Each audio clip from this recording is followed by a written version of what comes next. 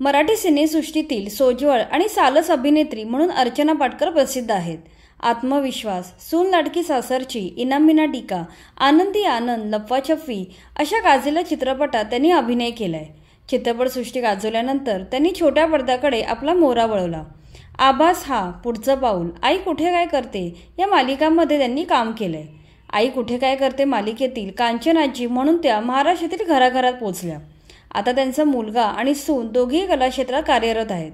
अर्चना पाटकर यांचं लग्न महेंद्र पाटकर यांच्याशी झाले. त्यांना आदित्य नावाचा मुलगा आहे. आदित्य हा अर्चना यांच्याप्रमाणे अभिनय करत नसून तो पडद्यामागे काम करतो. आदित्य पाटकर हा हिंदी मालिकांसाठी असिस्टंट डायरेक्टर म्हणून काम पाहतो. डायरेक्टर ऑफ फोटोग्राफीचा त्याला प्रचंड अनुभव आहे. अनेक मोठ्या प्रोडक्शन हाऊससाठी त्याने कॅमेरा ऑपरेटर म्हणून काम केलंय. आदित्य ह्याचे लग्न अभिनेत्री हेमलता बाणे हिच्यासोबत झाले आहे. हेमलता बाणेला लहानपणापासूनच नृत्याची विशेष आवड आहे.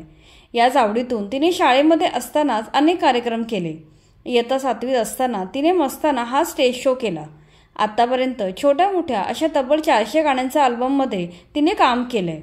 यामध्ये रेतीवाला नवरा पाहिजे, यो पोरगा माझ्यावर मरतोय अशा प्रसिद्ध गाण्यांचा समावेश आहे. याशिवाय मानाचा मुजरा, झुंज मराठमोळी, एकापेक्षा एक यांसारख्या रियालिटी शोमध्ये तिने सहभाग दर्शवून प्रेक्षकांचं मन जिंकलंय.